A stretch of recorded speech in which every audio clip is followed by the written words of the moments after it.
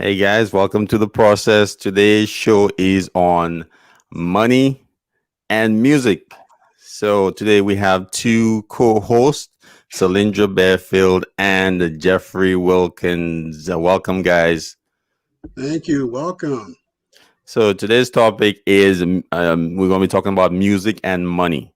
So we're going to start with music. What role does music play in the sales processing department? Is music a good thing or a bad thing? And what experiences have you guys had with music within your department? Jeffrey. Solinja. Oh, me? Oh, Yeah. okay. Music, I think music is good in the department. Music can be a motivator, get people going, get people moving. As you may know, like in fast food restaurants, they usually play upbeat, fast music to get customers in and get them out. So I think it can speed up productivity a little bit. On I guess jobs that require you to do the same thing over time. But of course, as you know, if it requires a lot of thought process, then it can be right. And that's all I got. Jeff, anything on music? Yeah, I definitely agree with you, Cylindra. My only difference is that unfortunately, the challenges of being able to satisfy everybody who will be listening to the music.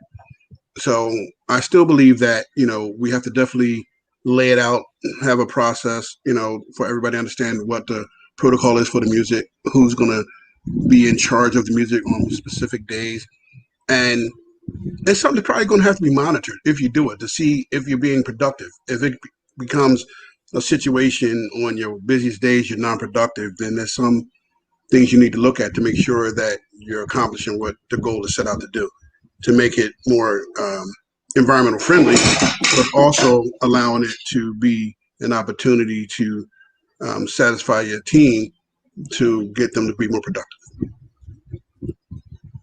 Hmm. Yeah, definitely.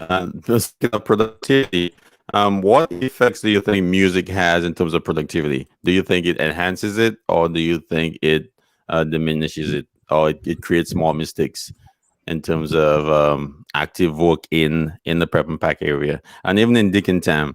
Some people feel in Dick and Tam you can have the music as loud as you want, or whatever type of music you want, and then basically that doesn't affect your attention to detail in terms of sending out clean items from the decontamination area. What's your thought on music in the prep and pack and decontamination areas specifically? I think it's the same on both areas to me. Like for instance, me, if I'm in a new department, I can't listen to music at all. I need a week without music because I have to focus.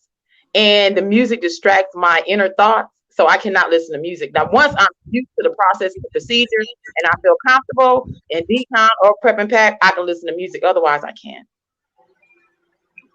Yeah, I think it can be challenging sometimes with productivity, especially if we have newer technicians or people just coming into the department that's still learning the process.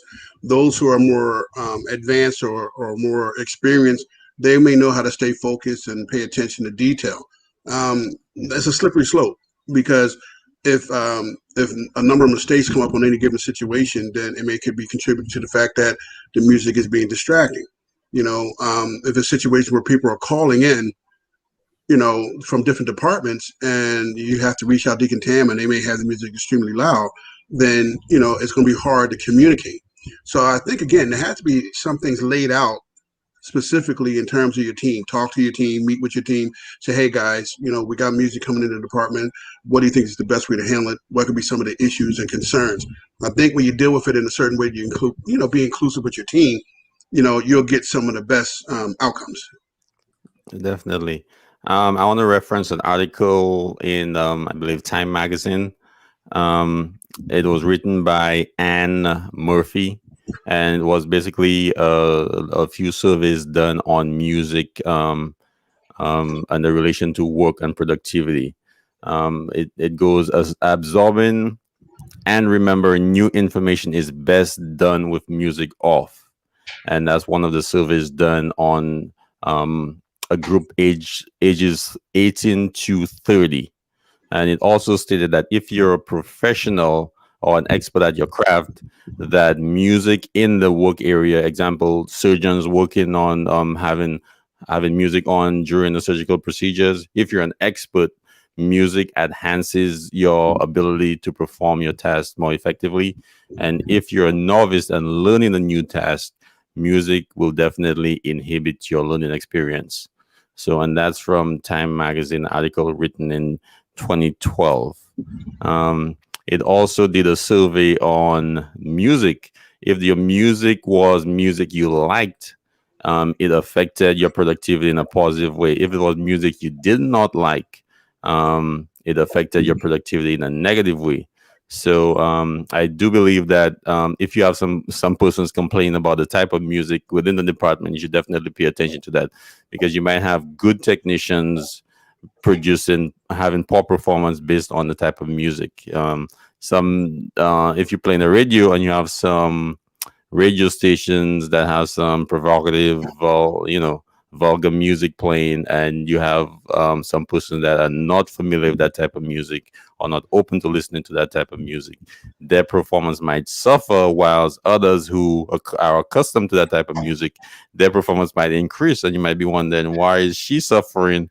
And she's been doing those trades for years, and this new person is coming in and they're excelling so quickly.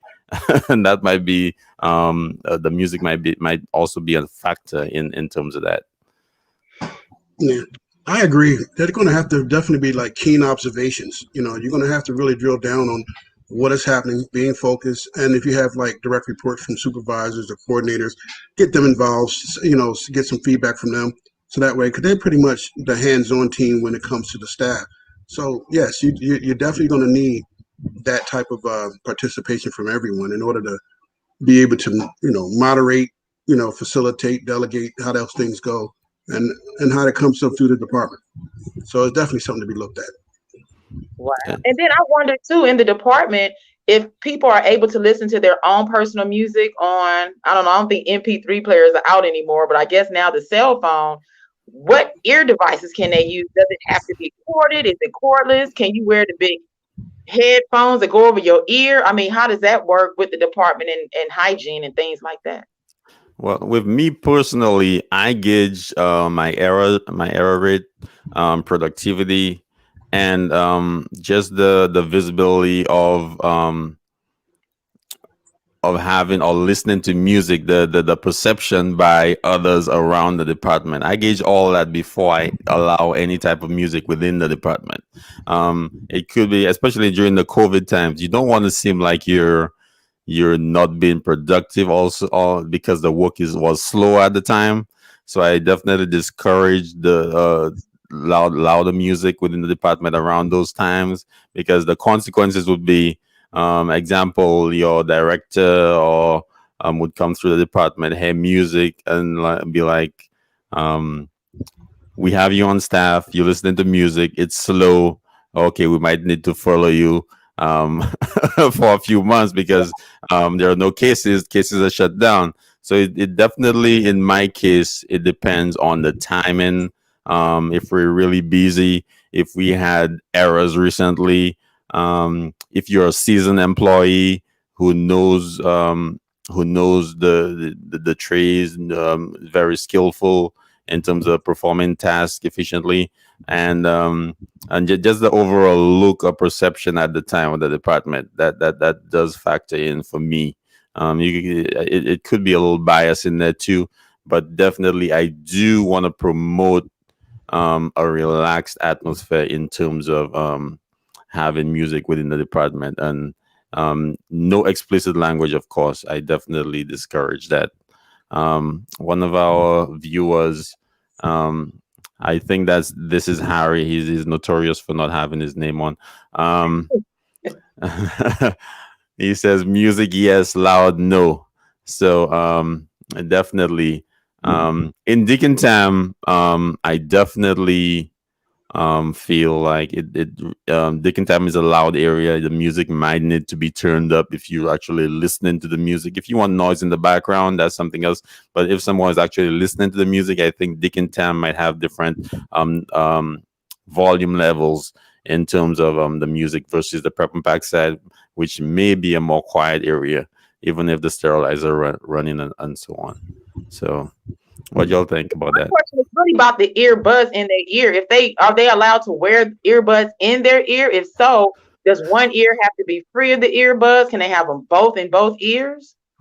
I think that's a big challenge because you got to realize that our ears, give off wax. So, even if you have the perfectly clean ears, having those headsets on, having earbuds, I mean, I would say no because you're looking at the fact that the opportunity to keep those clean things cleaned and disinfected will be an issue. It also be a distraction if there's a situation, is there's a sentinel event going on and or there's things coming over the loudspeaker that you have to pay attention to, you can be distracted and not hear it completely.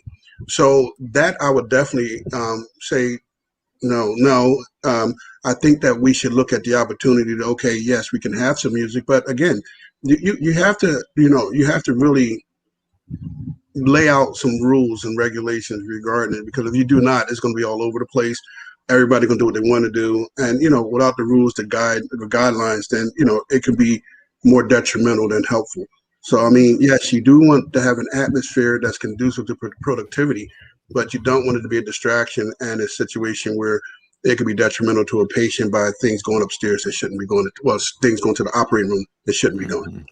Mhm. Oh, Yeah, and definitely experience will definitely be an aid in what you decide or anybody decides to do as a technician or as a manager in terms of the department.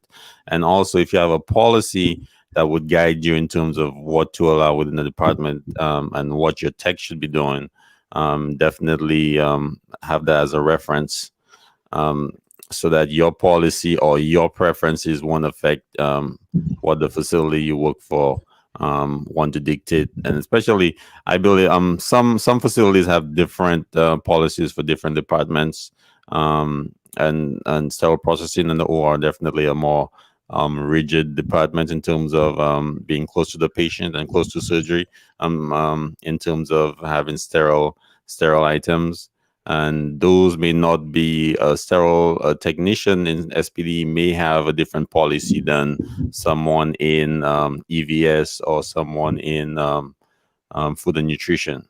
So definitely that might be an issue also. But the earbuds definitely a hard thing to monitor because they're so small. Um, and sometimes they're invisible. You could wear them under your scrub hats. You could, the ladies could wear under their hair nets or their hats. So it's definitely difficult to monitor. You may have somebody speaking to you, but they're not speaking to you. They're speaking to their cousin over the phone. He's like, "Huh? You talking yeah. to me?" No, no. I just said something, and then you have no proof at that point. But so it's kind of difficult to monitor, but definitely just have your policies and procedures in place and monitor as best as you can. I think part of it has to do with the education process with it because we understand that as a sterile processing department, we would like to be perfect. We know we can't be perfect in all situations. There may be times and days that we can manage that, but I think as a technician, we should look at the opportunity to do our job to the best of their ability. If an earbud can be distracting, then you definitely don't want that in your ear. If it falls in your tray, you don't know it's there, and or if it falls into something where you're damaging even your earbud, So I think that we should look at, the opportunity to be educated on it, that we definitely want to make sure we give sterile instrumentation so that the doctors can perform their jobs to the best of their ability. My goal would be that every patient at every time receive the optimal care, from sterile processing. So in order to do that, anything that could be a distraction, as a technician, I would eliminate. Yeah, definitely. So Yeah. now, guys, we're going to go into the news you could use, and then we will come back with money as a motivator within sterile processing, and that will be an interesting topic. And anybody could send a message. Send a message if you have a question or leave a comment, and we will definitely put you up there and we'll respond to it. So we're going into news you can use. Hey.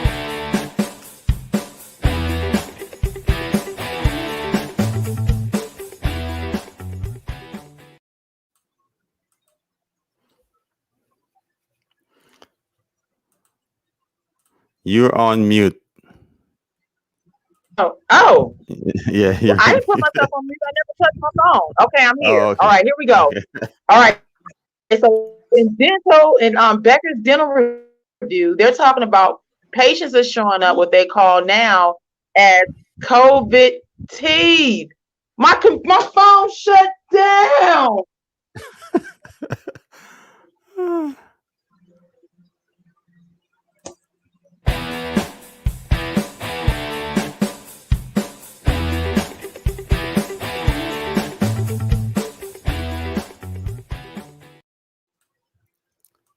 So we'll continue and we'll get back to news you could use to Lindra's phone shut down. So we'll continue with money as a motivator within stellar processing. How can um, how how much of a part does money play in terms of coming into the field, staying in the field, and progressing? What's your opinion on money in the field, money as a motivator in stellar processing, Jeff? I think money can be a motivator. I think we have to look at it truly to see if it's the only motivator. You definitely Mhm. want technicians that engage, that's really being paid what they're worth. And I think when it comes to being paid what they're worth, yes, money could be a motivator. You got top performers, you give them top dollars. You have middle performers, then you give them the median. If you have low performers, then you need to look at the opportunity for maybe if that's what they really want to do, or are they looking to go elsewhere. I think the challenge is going to be if we use it only as a motivator to for people to get the work done, do we have people underperform because they think they should be making more money? But as a motivator, I think that can work. I think that again, you have to monitor that like we do anything else. But I think technicians been underpaid so long. They if they get paid their right salary and they're working with their due diligence, then we need to make sure we take care of that.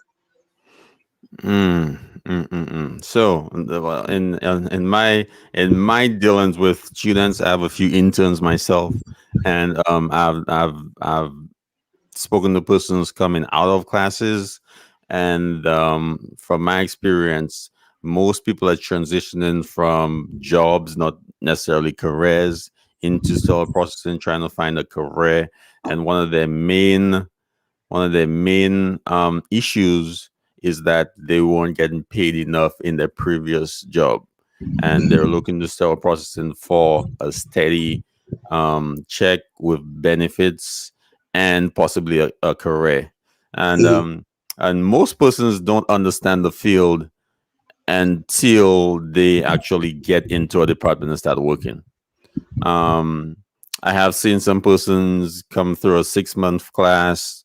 Um, then you put them in Dick and Tam, and then they're like, I didn't know I had to deal with blood, Right. or I didn't know I had to clean bloody instruments.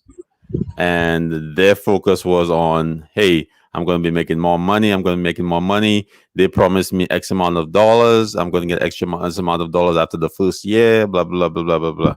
So a lot of new students get lured into the field from some instructors. I'm not blaming the instructions for trying to lure people into their class and make some money themselves, but a lot of persons are getting delusions of grandeur that they'll be making six figures in the first 5 years, and that they'll move up quickly within the department, and that being in a particular instructor's class would get them hired really quickly, etc., etc. And then when persons start the field and they're making um, around minimum wage, or really low pay, then they get disgruntled and then they want to move on, or then they keep asking for the money. We want more money. We want more money, because that's not what lured them into it in the first place.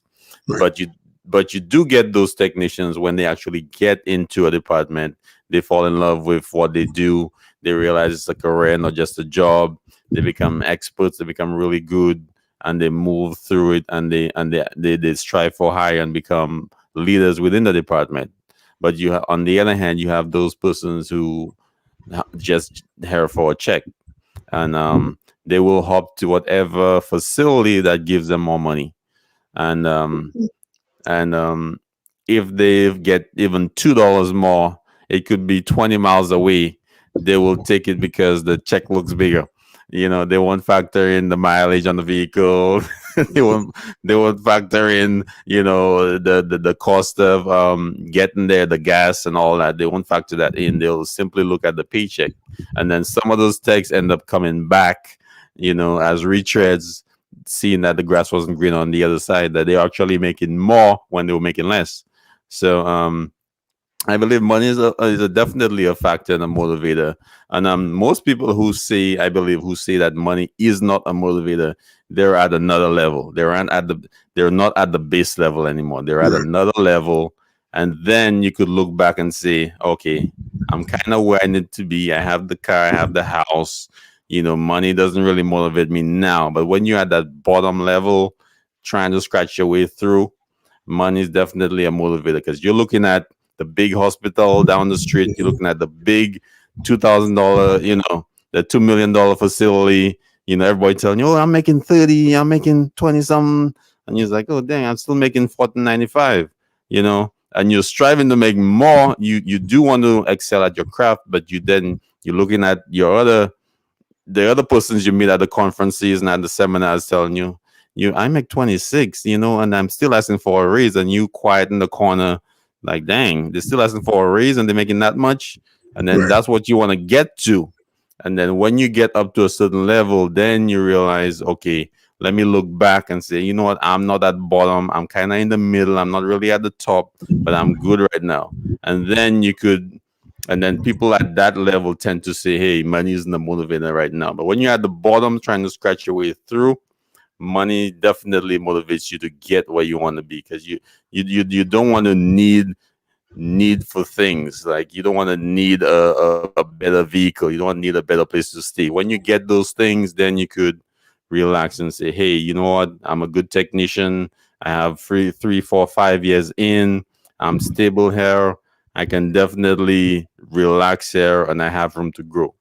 So I think money definitely motivates persons in different ways. Nobody wants to have money just to have money, cash in their hand. I've seen the drug movies where guys have closets of cash on hand, millions of dollars stacked in a closet. But nobody really wants money to stack in a closet. Everyone has a need, and then you want money to fulfill whatever need you have at the time. It may just be able to get your hair done once a month versus every other month, or get a certain style, or get a certain vehicle that's better on gas. Everyone has needs, and money definitely is a way to get what you need. It's not simply to have money. I want more money, but then the lifestyle you want, or the lifestyle you envision yourself living, I believe money definitely encourages people to actually stay in the field and get better, or to move on from facility to facility, chasing that dream, the American dream, as they say. So, anything you want to add, Jeff? I know I went for a long time. I'm gonna come from a different aspect. I learned something very early on from one of my high school teachers, because I was in school for architecture, and he said, there's gonna be opportunities for you to make money. He said, but if you follow philosophy, that I'm going to tell you, it'll be all right. It's going to be a little bit longer sometimes, but it'll be okay. What he explained to me, he said, never chase after money, let money chase after you. So in other words, hone your skills, get your skill set in place, and other people be aware of who you are. Yes, it's challenging. Yes, it's going to be sometimes a longer road, but I look at my career in sterile processing. In the beginning, yes, I wanted to make the dollars. I wanted to make the money. So I worked 1 or 2 jobs at the same time, in sterile processing. However, once I got my skill set together, it was easy for me to get the better paying jobs. It was easy for people to recruit me. And I think that when I did it that way, I seen, yes, I started making money, doing better money in management and, consulting and stuff like that. But I think there's always going to be a challenge for newer technicians, especially if they're not given transparent information regarding when they're starting the field. So even as an instructor, I would always try to be very open and honest with my staff, because, the average person that go into sterile processing, it may take them between 6 to 12 months to find a position that they want. And that coming in the door sometimes, if they don't get an externship and get hired. So there are some challenges. But yes, is it a motivator? Yes, it's going to always be a motivator. But I will ask that you really design and plan have a 1-year plan, 3-year plan, say, hey, this is what I want to do in this year. This is how I want to accomplish it. What can I do? One of the greatest things that I was told also was that learn to network. When I started networking with other people who were in sterile processing up and down the East Coast, it helped facilitate some knowledge base that I needed. Then I had people that I could use as mentors. I had people that would give me some insight, give me some direction. So that way I can go ahead and say, okay, you know what? Maybe I shouldn't go to this hospital because that's not going to give me what I need. Let me go to this hospital. I'm making about the same amount, but when I'm honing my skills, it's going to give me about another year or 2 or 3 that I can go to another hospital, bigger facility, be able to handle myself, be able to do the job, and be competent, coming in the door and be able to make the things I need to make. So yeah, I'm 50-50 on it, but I just believe that once you have the skill set necessary for people to look at you, you go ahead and you'll make that money because people will start recruiting you. Definitely. Oh, Salinja, you're back. What's your I'm take back on and I tried to money? go out again. My phone crashed. So I'm just gonna say good night because my phone may crash again. Oh And man. I'll see you guys next time. All right, Okay. Salinja. We'll I see you. know. All right. Sorry about that. Oh man. Yeah, we didn't even get the news you could use down. Right. She had an article on COVID teeth. Like people wouldn't go to the dentist during the pandemic, during the quarantine, and coming back into to the dentist, persons had a lot of gingivitis and plaque issues and dental issues. Um, that would cost more money for corrective surgery and stuff like that. The article was on COVID teeth. That's what they call COVID teeth. Persons who didn't take care of the teeth during the COVID pandemic times, during the quarantine times, and now they're facing a lot of medical issues based on the lack of attention to their teeth or their dental hygiene. Should I put it like that? So that was basically the article. So let's go on to I'm not seeing the names here, but if I go on Facebook, I'll definitely see Ken Stringer. Thank you for joining. Harry Mullen, thank you for joining. Thank you for your comments, guys. I really appreciate you guys joining and commenting. Harry has a comment. Sorry, I came in late. Thanks for joining anyway. Ken Stringer definitely had a comment. Fully understand. I'm still learning in this field. Blood and guts and instruments. This is my first career move. I see new things and learn and help my team every day. And definitely that's a positive. And not everybody thinks like that, Ken. Some people want the money and that's all they see. They see an 8-hour job and that's all they see. They don't see the patients at the end. They don't see the surgeons. They don't see the other departments. They don't even see the co-workers on their right and left. They work in dick and time. They don't even think of the people in prep and pack. How are they going to assemble the instrumentation? They don't understand. they don't care if they send something down missing pieces. They don't care if they basically don't care about their own internal customers, basically. And that takes some definitely some wherewithal to realize that you don't work on your own and you have a team you need to pay attention to and to work with cohesively to get the job done effectively. Jeff, can you introduce yourself again? We have a couple of folks that did not weren't there for the introduction. Can you just Sure. introduce yourself and your Sure. SCT service? Sure. My name is Jeffrey Wilkins. I'm a store processing educator and consultant. I'm the CEO of my business, which is Sterile Concepts Technology. We're a healthcare consultant and education firm. We've done consulting and education with hospitals from New York down to Virginia. I'm excited all the time about what we do as sterile process technicians, and I always look for opportunities to keep us engaged because I think when we lose engagement, we lose our relationship. And my thing is that you think about in terms of a regular unite of a man and a woman, they get engaged, they form a relationship. When we engage with our store processing, we form a relationship in terms of how we're going to deal with each and every situation. So we have to be patient. We have to be understanding. We have to be hardworking. We have to be diligent. So I think that, store processing can feel that's really not given the honor or the acknowledgement that's necessary for people to understand the due diligence of what needs to be done. Um, I've been doing this now 20 plus years. I've been in management over 15 years. I worked as a tech coordinator, manager, assistant manager, director. So I really relish the opportunities when I get to talk to people about store processing, and the fact that coming from an architecture background and getting into healthcare was the best move I could have ever made in my life. And what projects are you working on? And that's a great career and experience. And what projects are you working on right now? I'm collaborating with Isham. I'm doing a couple projects that's going to help technicians who having issues with finding externships. I'm also working at an opportunity to help a startup hospital get their policy procedures in place, so that way from day one they can hit the ground running.